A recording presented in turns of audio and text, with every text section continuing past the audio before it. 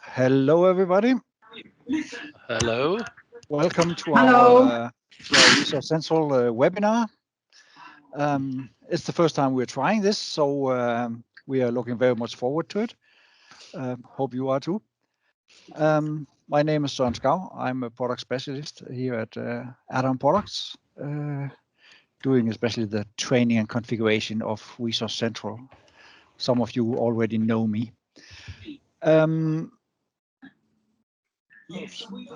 Here. Today's agenda is that in a few moments I will pass on the word to Raimund van Bon, one of my colleagues, who will talk to you about how to use our systems in getting securing a safe return to the office during these difficult times. Then we'll talk about what's new in Resource Central 4.2. And then also about what's in the pipeline. What are we going to develop in the near future? Of course, I need to tell you, and we also did this in the when we invited you, that we are recording this session. That means you can revisit it if you like afterwards. You can forward it to those of your colleagues who might have interest that are not attending today. And also, we would like you to use the chat field for questions. We will then read them out loud when they fit into the presentation, and we will of course answer all your questions during the session. From that, I hope you enjoy it, and I will pass on the word to Raimund van Bon. Okay. Hello everyone. I hope you hear me loud and clear. First of all, it's great to be here to show you basically the new additions to Resource Central, but also our app. And basically, what is my role here at Add-on Products? I am responsible for sales in a couple of territories, so some of you might know me, maybe some others not.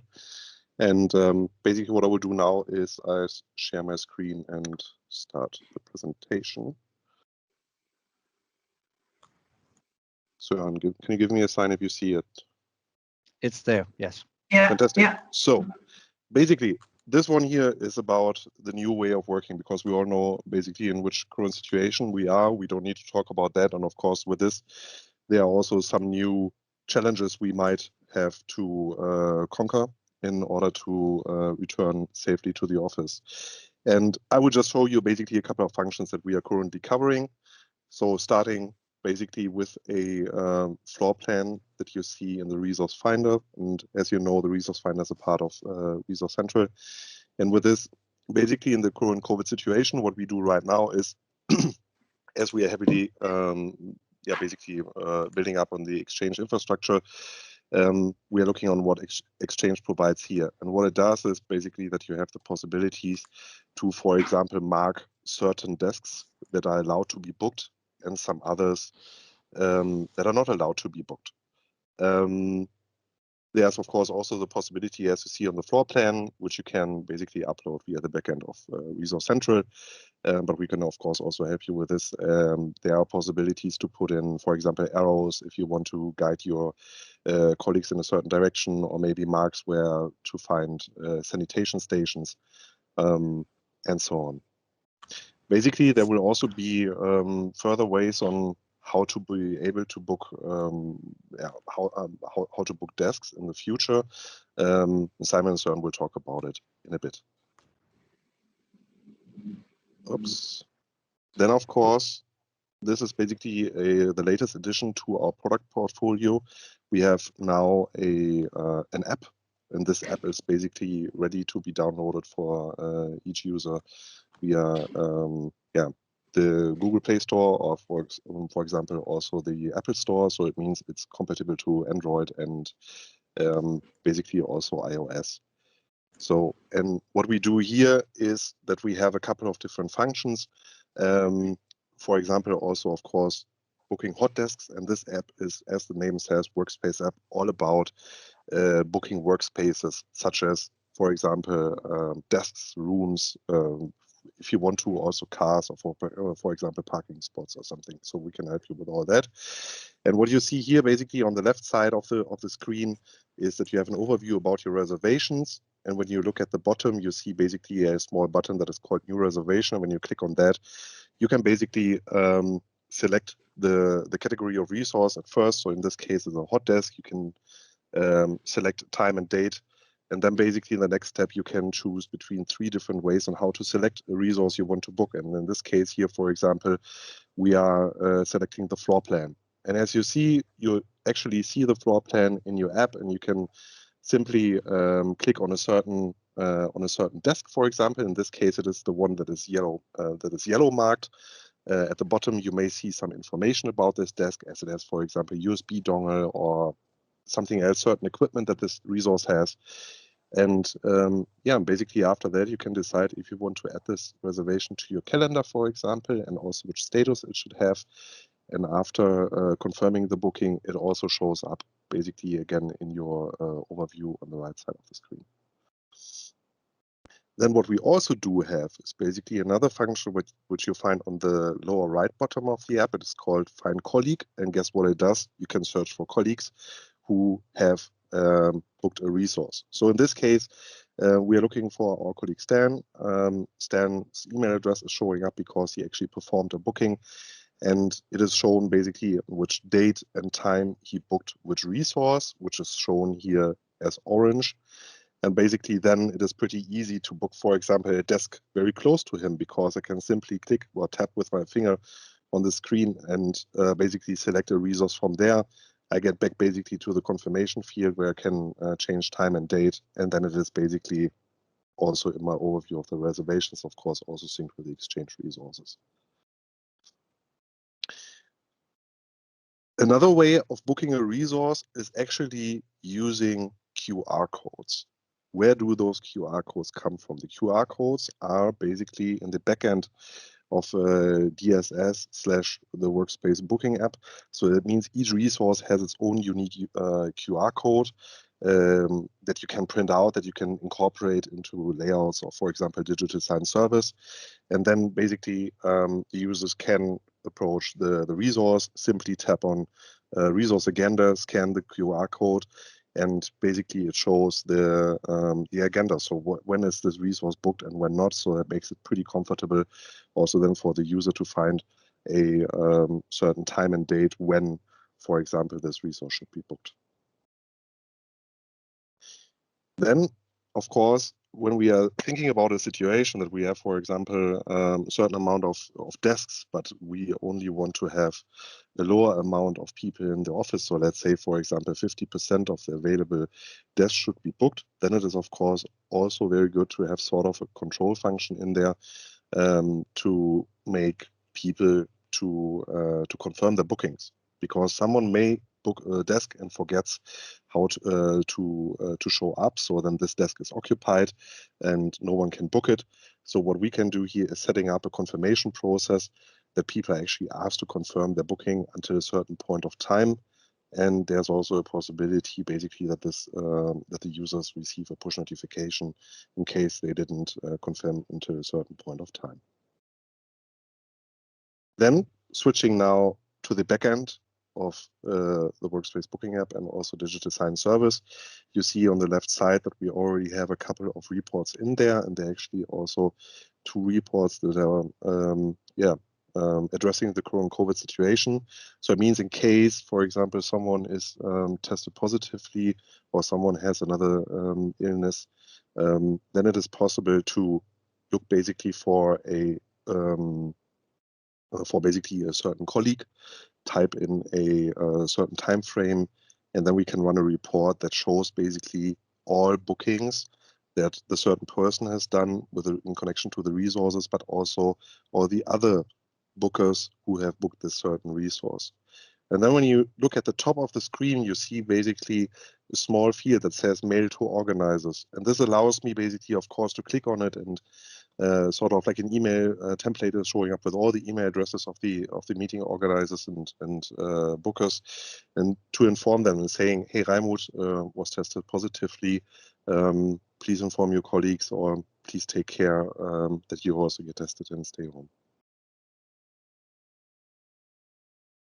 Then also part of the backend is, for example, that we can now apply certain resource types. So, and why may this be helpful? Because you may also know this already from Resource Central. This is now also possible here in the Workspace Booking App. That is not only about, for example, booking, saying, okay, it's a hot desk and it's a meeting room, but maybe you want to specify hot desks further. For example, if they are fitting to wheelchair drivers, or if they are basically designated to people with certain tasks or certain equipment, etc.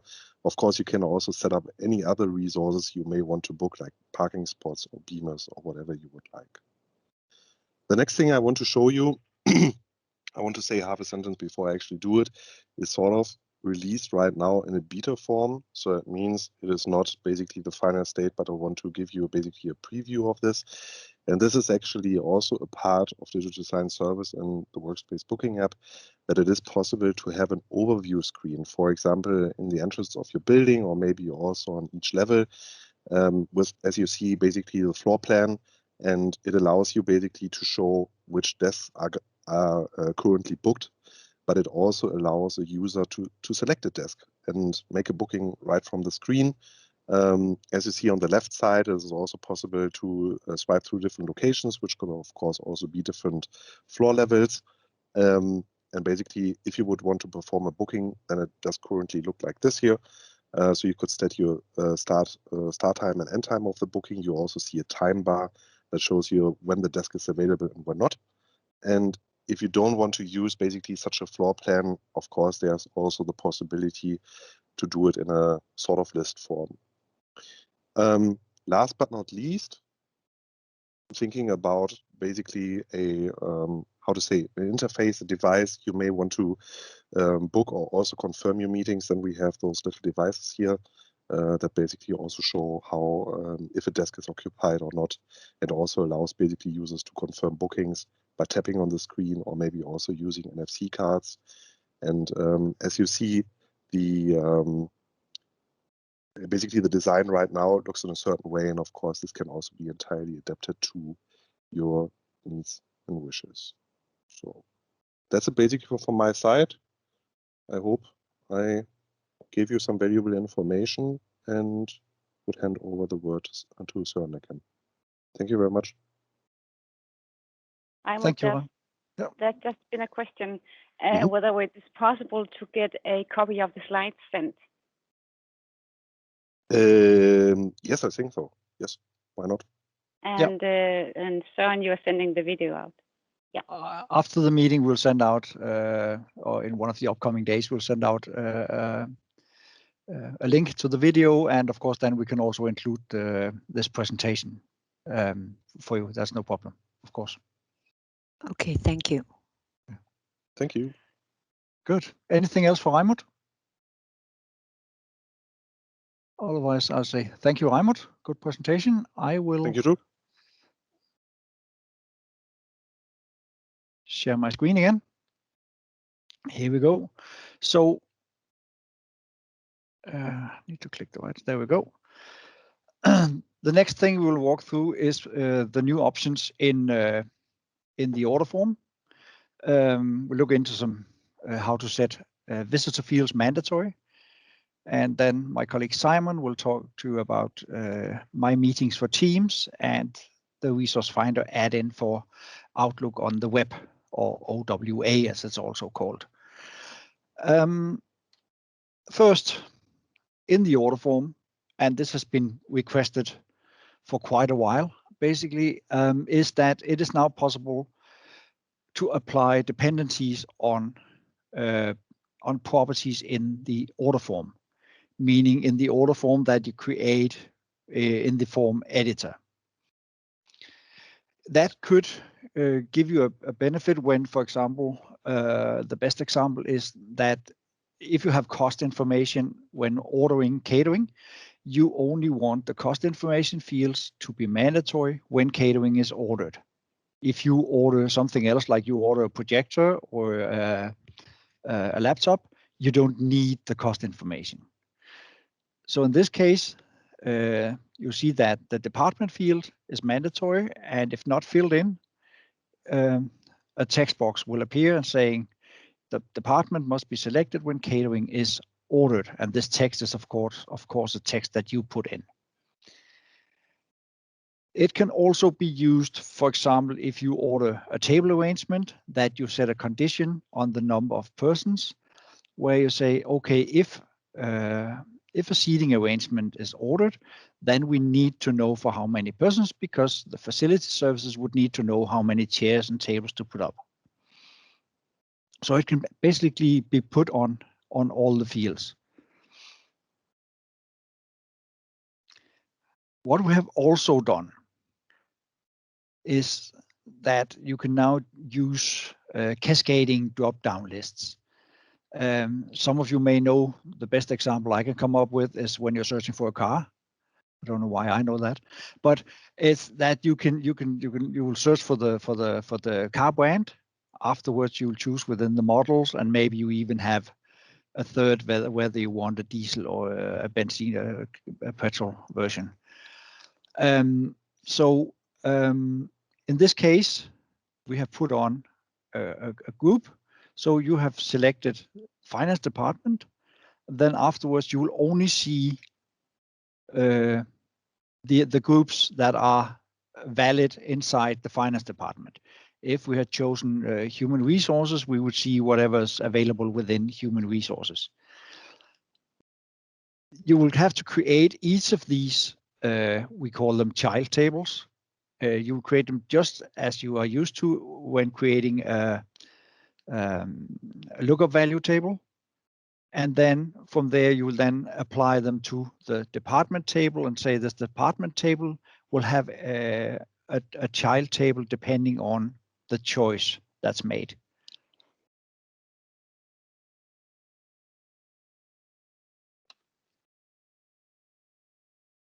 The third thing we have added to the product is that you can now control the format of the input in your text boxes. Sometimes I need a number in this one. For example, the field we had before with the number of seats or number of participants, you would want that to be a number. You wouldn't want anyone to type in a long novel about what other requirements they might have. In that field, we want to know a number. So you can set that up to be a number. It could be an email or a text field, so forth. And you can even use regular expressions, as shown here, where you can basically build up and say, I need the value in this reference field to use this format. So I needed to say XG, and I needed to have a dash, and then 5 digits, a dash, and then 6 digits.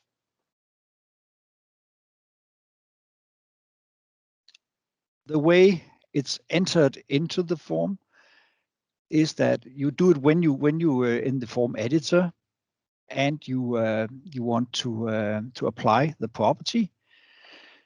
You then have these dependency properties now. And this example is shown how we put in the department from before that you had to select, but we only want it to be mandatory when a dependency is true. In this case, we want a check on if deliveries has been ordered, and you can check on number of deliveries. In this case, we want if it's more or equal to 1, meaning catering has been ordered, we need this field to be a mandatory field. It is also possible under deliveries to actually say, I only want to have this mandatory if the total amount of ordered items is larger than 0 or 0. So that basically, if you could have an example where you say coffee, tea, water, that costs nothing. It's just something that would be delivered. But otherwise, if you want to have something that you can eat, then you need to pay for it. In that case, we only need the cost information in case an invoice will be issued. You can also apply this to a property. That was like when we wanted the the number of participants to be entered when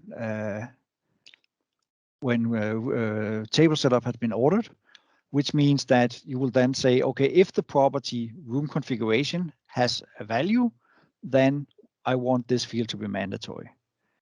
And thirdly, you can put it on a visitor and say, if visitors are registered on this meeting, I need this and that information. And here you can put up a message and say, what is that? That's the message we saw before. And you can even make the field invisible, or as it says, only visible when the dependency condition is true. So it's only when you need to fill it in, you'll see it, depending on the logic that you have here. Any questions for this part?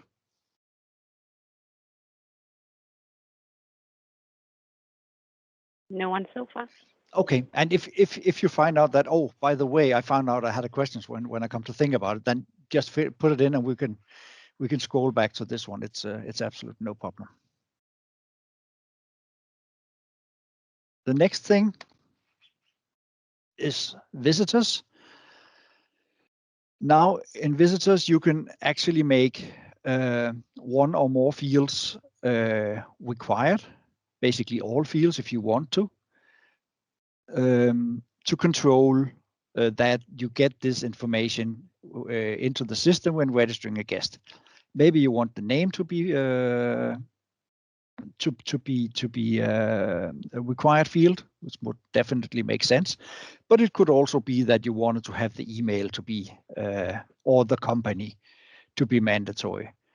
This is set up in the designer under there's a menu field called visitors. And this, of course, also works for the 5 customizable fields that are in there. To enable this, you need to set this parameter, the visitor.enable required field, and set the value to 1. Then this functionality is actually enabled and activated.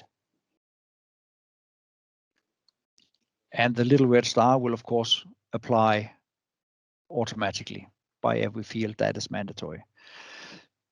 A small trick is that it is actually also possible to say that the mandatory fields should only apply to when an organizer is registering a visitor, or when the visitor is registering in the kiosk solution. But it could be that maybe you want the reception to be able to actually say, I need to register this guest. I'm in a hurry.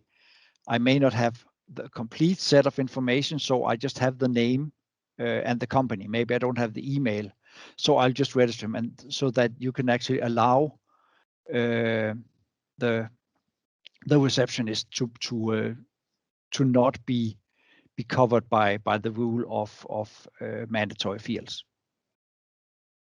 That's also set up in the designer visitors.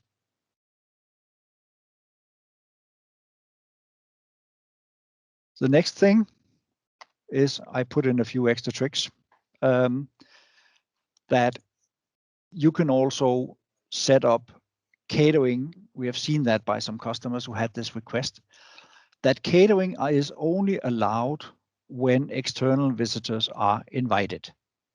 So you're not allowed to order any catering if it's only an internal meeting. To control this, you can set up the parameter order form .external visitors .enable catering and set it to 1. This means, and it's a global setting since it's a parameter, so this goes for all meetings in all resources. In this case, you can only order catering if visitors are registered.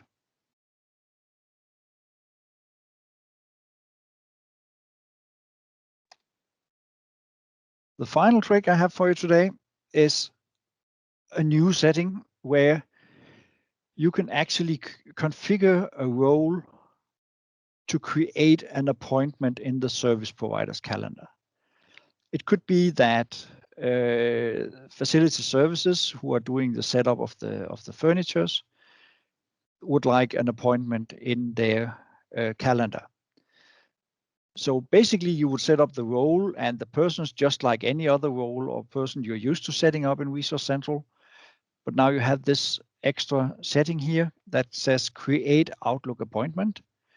And then reminder before start. That's the reminder that you know from your Outlook that, for example, typically 15 minutes before the meeting, you get a pop-up on your screen and say, well, remember you have this meeting in 15 minutes.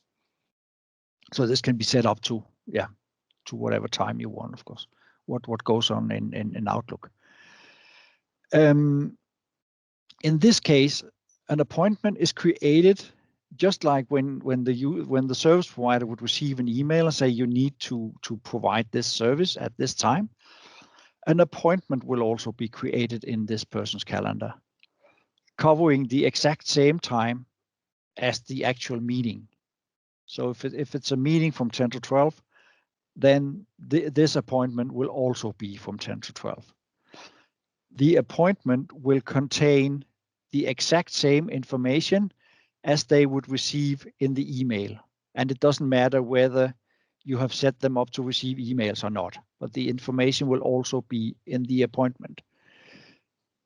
This could be beneficial if you, for example, have the ability to order assistance in setting up AV equipment for a meeting, that you want to make sure that you have somebody in the room, in the meeting room with you, because with the most important meetings is always where the AV equipment fails. So you want to have someone from IT or from help desk with you. So if you order those, you can then have a meeting, an appointment created in the help desk agent's calendar, so that he knows, okay, from 10 to 12, I need to be in meeting room 8 because I need to be of service there.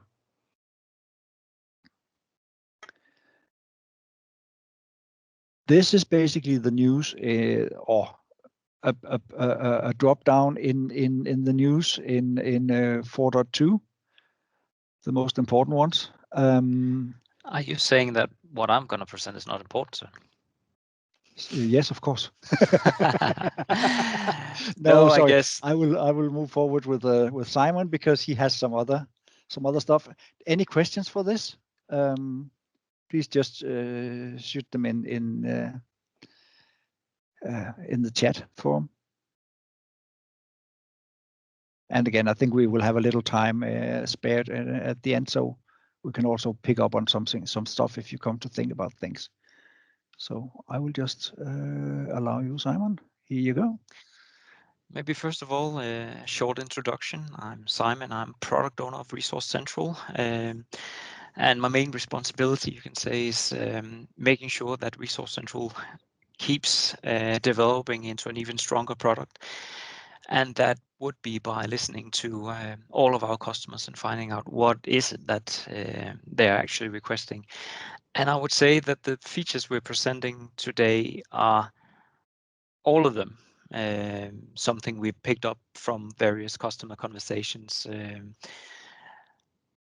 either new customers or existing customers requesting it through our website, which I'll touch upon a bit later.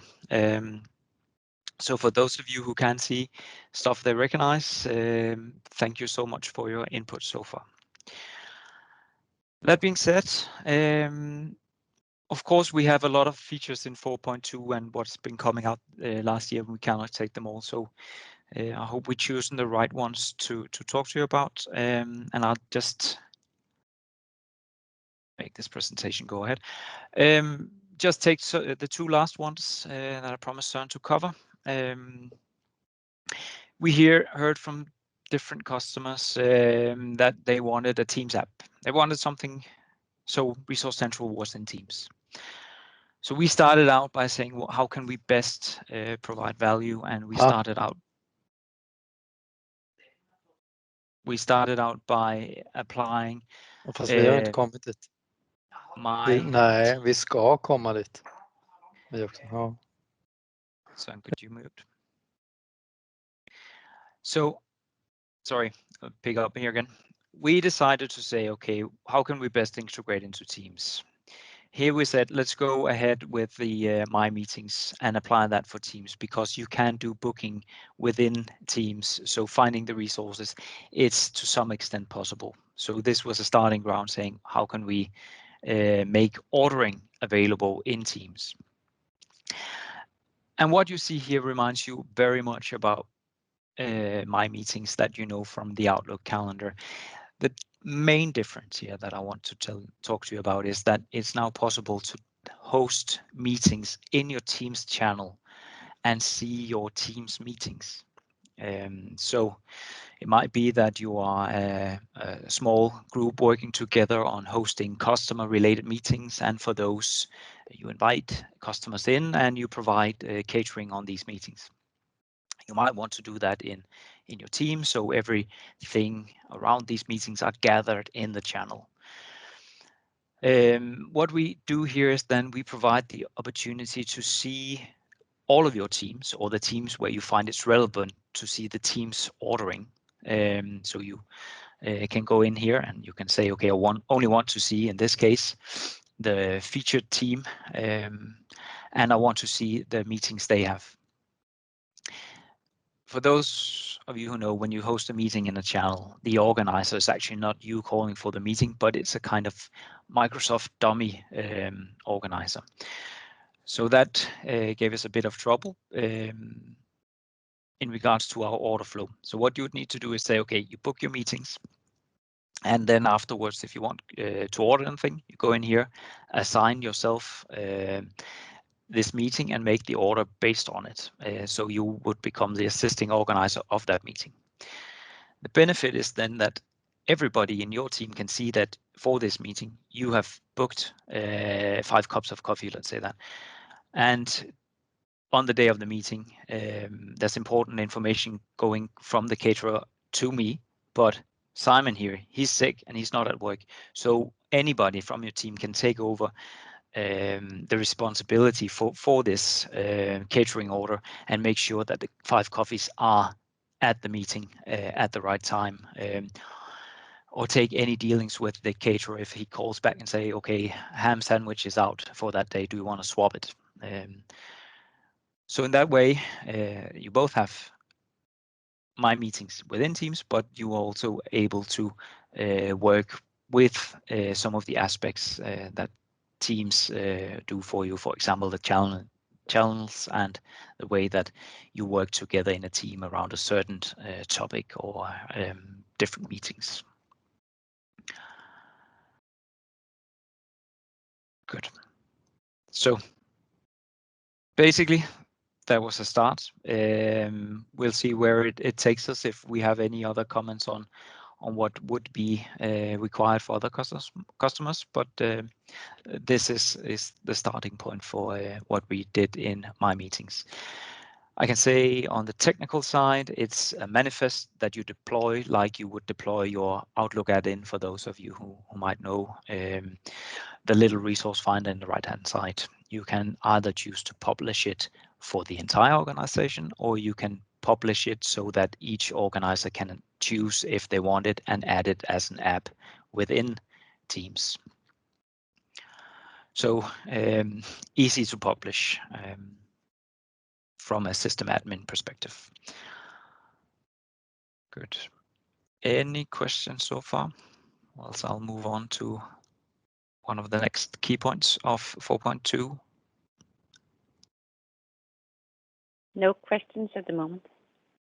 Thank you, Christina. So,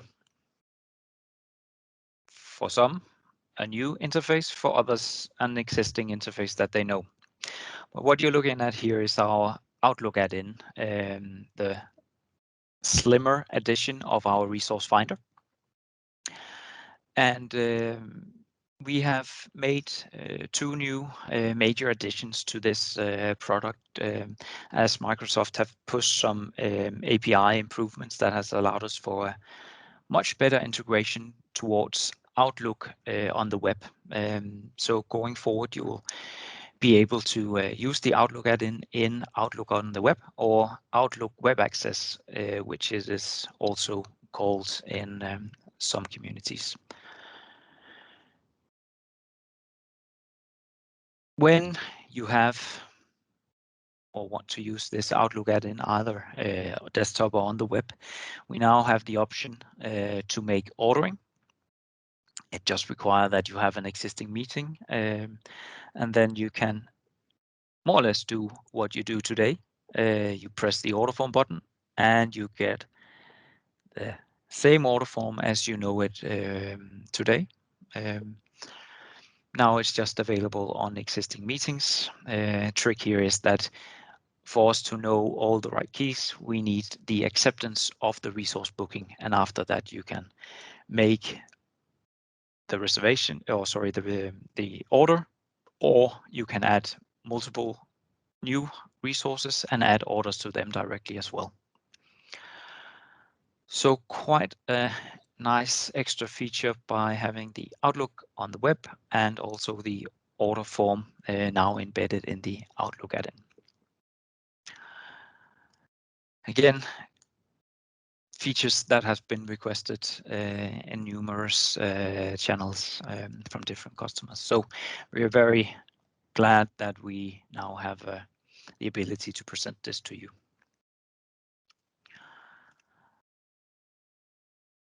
Good.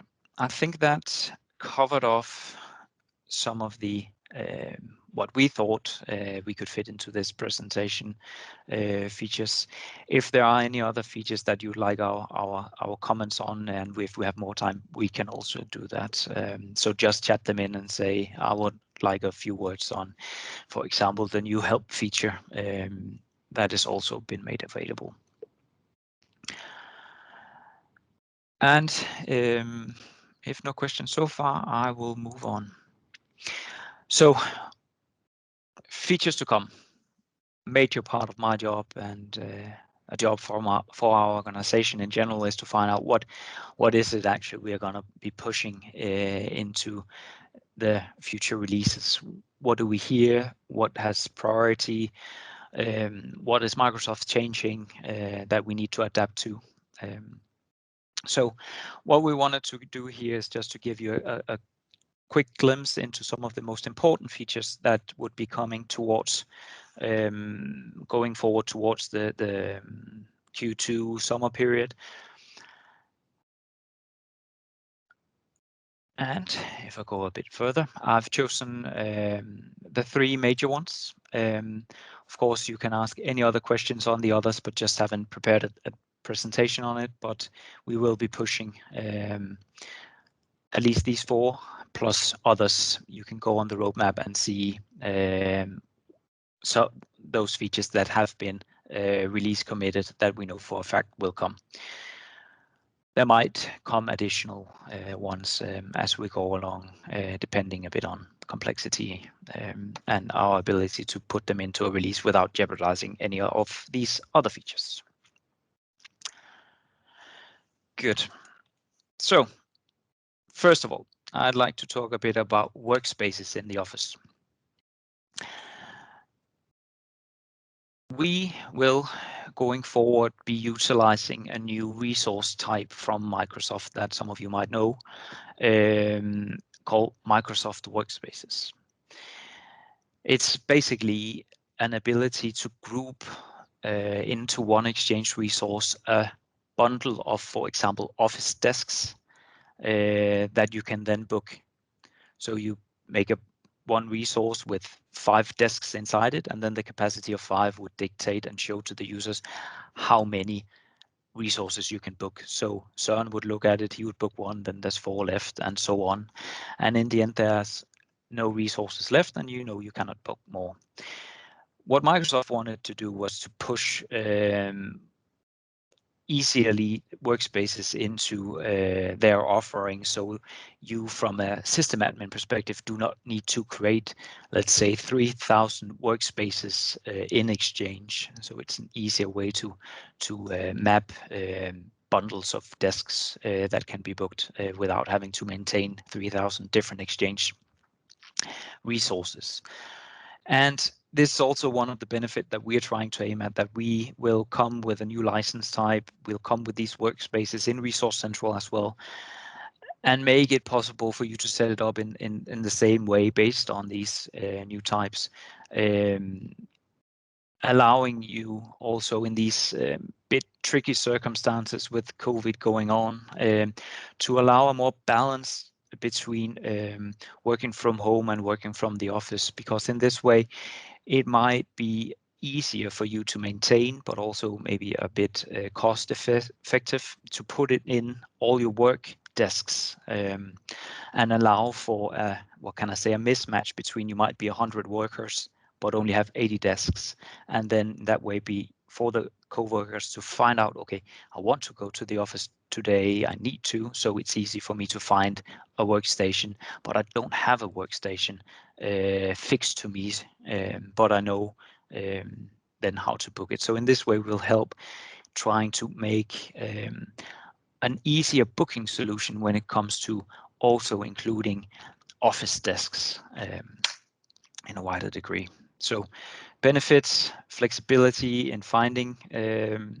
these kinds of workstations that you can't do today. Also configuring it, and then there's the cost side of saving office seating costs that could be reaped as well.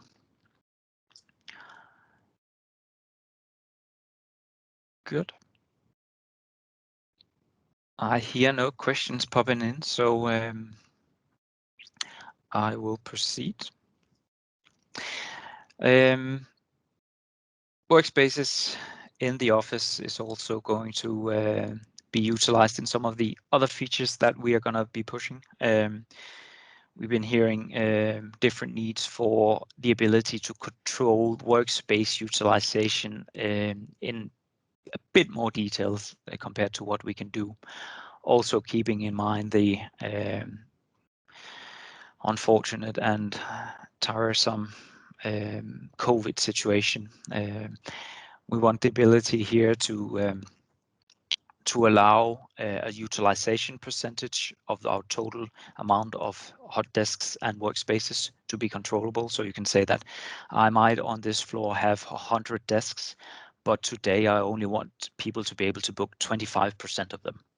And then things improve, and you might say, okay, tomorrow I only want them to book, I can allow them to book 50%. So this is what we're going to be coming with, utilization percentage that you can put on for each location, and will then make a calculation on how many resources that can actually be booked. And again, a bit in the same area, when you then are downscaling due to COVID, say, okay, only 25% people can be allowed into the office at this point, and then you cannot use all the desks, then there's going to be a fight for the available desks.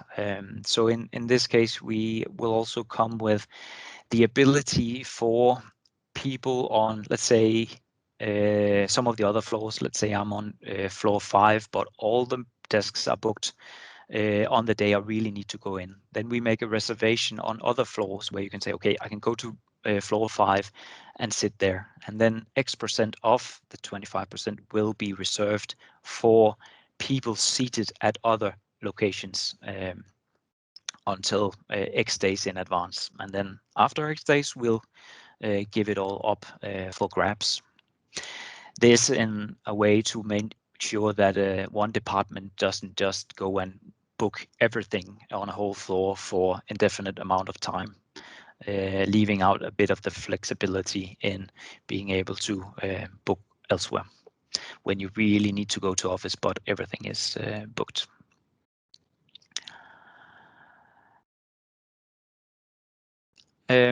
Yeah, so some of the benefits, I guess, I touched upon.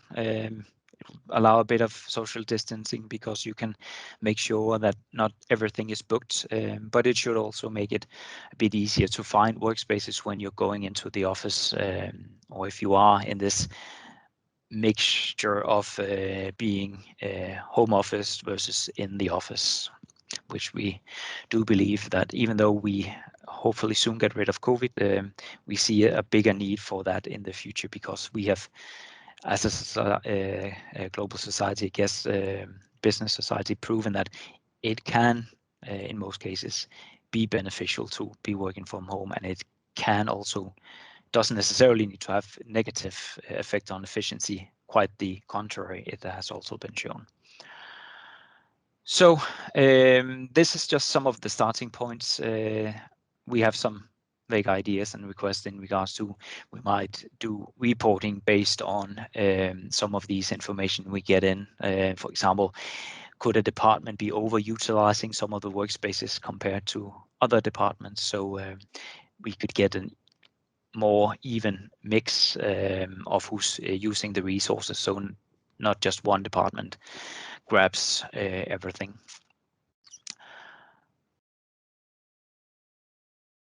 Check questions. But Not at the moment. Not at the moment. So we're going to be pushing this. Then we'll see where and how it develops, and if we get new feedback from our customers based on the new features we come. We do spend a lot of time trying to listen into these requests. Good. Raimund, when starting the talk, touched a bit upon our newest Workspace app, not to be confused with Microsoft Workspaces, which is a resource type, where the Workspace app is more a mobile booking app, where you will be able to, from your phone, find the resources that you want to book for the day. As he said, this app is part of Digital Sign Service, which is our door sign system. And that would mean that the resources would exist in two different systems. And this we want to go ahead and try to avoid in the future. So what, from an end user perspective, we are trying to do here is we are going to make a tighter integration in the booking process when it comes from either booking in Outlook, or if you want to use your mobile app, or when you're using your room signs. This process we are going to integrate closer by having new features in this app comparable to what we see in Resource Finder today, where you can set up the booking policies, the permissions, who can book what and why, and who can ask to book outside of policy, so the delegate can say yes and no. All of these things we want to include into the mobile app as well, to make it easier for you as system admins to go out and business representatives to go out to use and say, well, there's not much of a difference. So you don't have to say, okay, that feature is in that product and not in the other. So it's more seamless integration across our different system offerings. Also, we want to avoid that from the system admin perspective, that you don't need to use numerous amount of additional hours having the same resources in Resource Central and then having to create them again in Digital Sign Service. So here we'll have a integration where all updates done in Resource Central will be automatically pushed in Digital Sign Service. So you don't have to draw the same floor plan in both systems and set them up in both systems. It should all be done automatically. So one place to rule them all. And that just gives me another thought. You might also be interested in that a new feature we pushed, being the ability to read more into Exchange and get different values from Active Directory or mailbox configuration and map them directly into resource data properties in Resource Central. So you can, for example, for the time zone of a resource, or a open and close hours, or the capacity, can merge them directly into or synchronize them directly into Resource Central without having to update them there when you change them in Exchange. Just a side note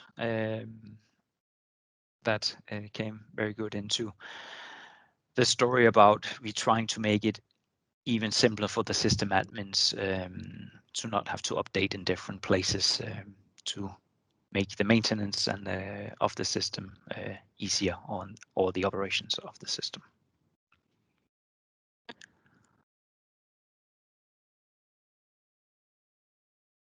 Good.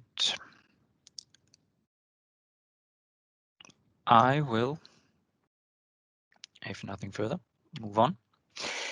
So There was a question. there was a question. Yeah. Digital sign service is the basic for your Workspace app? Question mark. Yes, it is. The digital, the Workspace app is coded into or on the foundation of digital sign service.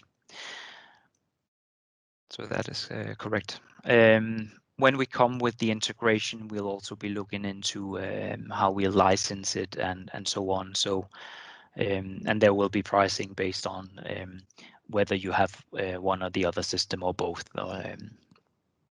It's not been settled yet, but we will come with pricing on it, so you can see what that would mean to you.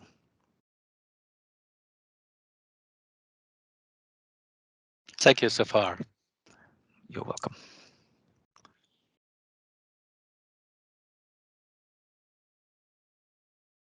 I just get a chat here just to say that the digital sign service backend is of course included when you buy the Workspace app. So you can also, if you want the Workspace app, use it for door signs. As we said, we are coming with a lot of new features and we haven't got the time to touch upon them all. So what I would urge you is to follow us on the roadmap, see what new features are to come. We make them available as soon as we know that they can be committed on the roadmap, or else we put them on as ideas that we'd like to do.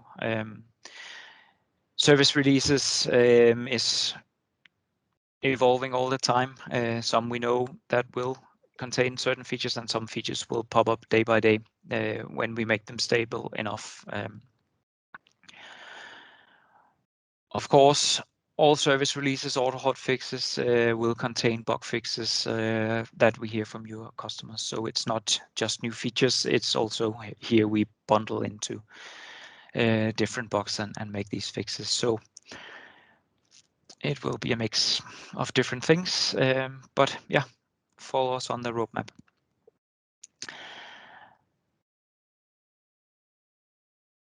Good.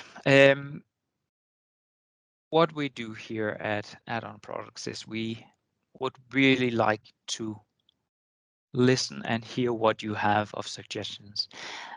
And this is actually a way that you can get an impact on which features we actually end up deciding to develop, because each year we spend a lot of time to develop a lot of new features to make Resource Central better, so to better fit your many different needs, as you are a lot of different customers with different needs here. So what we would urge you and what I would just present here is for those who don't know that on our webpage we have feature requests capabilities. Go in there, push your suggestions. It might be that it takes a while before we get to it, or it might be that it's 1 in a million. But if we never hear from you, we will never get the input of saying, okay, we actually have 5 customers requesting the exact same thing. So that same thing might not be brought into attention when we start prioritizing. So we do urge you that push the requests you have, and we'll consider them. And as product owner, I don't throw any of them away. I keep them on my backlog. This will be a ticket in our support system on which I'll reply. I'll take the number and I'll attach it to either an existing feature already mentioned, so we start gathering the total amount of replies, or I'll create a new one for you, so I know that it is of interest, and also I can inform you when it has been release planned. Of course, there can be a lot of, I have many different features, so if you don't tell me, we might go with some of the others. Do tell, we do listen, and as product owner, I would rather do features that are requested by our customers than doing something that we need to dream up of on our own. So please do tell us or get in contact in other ways if there's something that you need to discuss in more detail. I just wanted to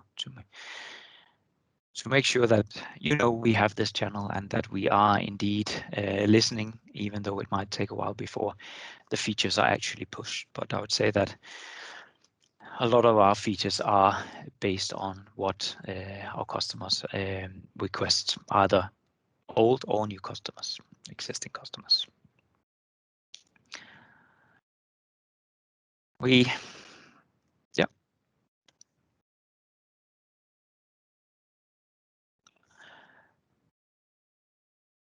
I think that was, at least for my part, it.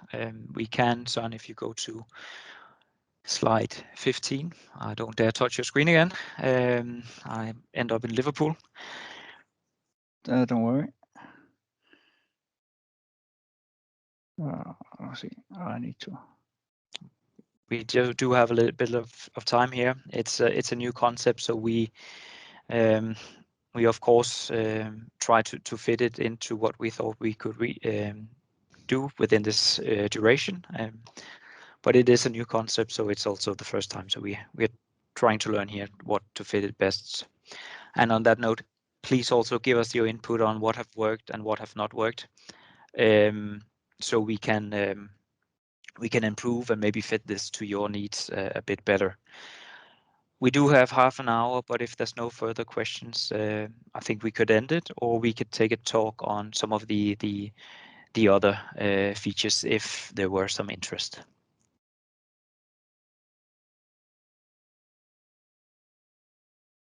A question regarding the devices for the desktops, hot desks, the small screens you showed. Yeah. This requires both licenses for DSS and for the Resource Central per device? No, that's only DSS. Only DSS. Okay. Only DSS. So it's not a light resource you need to push the image to the disk. No, that's not needed.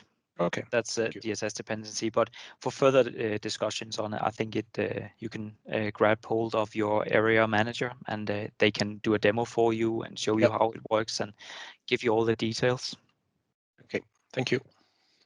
But in principle, no need to have Resource Central in that regard. But they will go hand in hand as they are exchange based. Yeah. Thank you. You're welcome.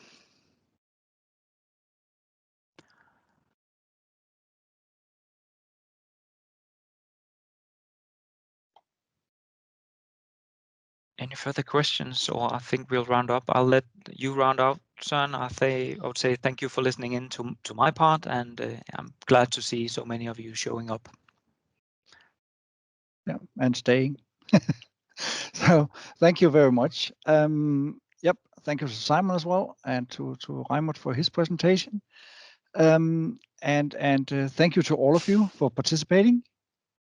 And as Simon said, please don't hesitate to shoot us an email or get in touch with one of our sales guys or your other contacts to tell us if there's anything that you think could improve this, or what you would like to hear on the next session, because I'm quite sure that this will be something that will be returning with some kind of frequency. We of course need to elaborate on that or evaluate on that when we are done with these sessions. But we're hoping that this is a good way of meeting our customers. So thank you everybody, and within a few days you'll receive an email with the link to the where you can see the email again. Oh, sorry, see the movie, the recording from this, and also of course we could put in some links to our roadmap so that to make sure that you have that, and to where to put in new ideas, new requests, and then we will hopefully talk to you again. Take care, everybody. Thank Bye-bye. you. Thank you. Bye. Bye-bye. Bye.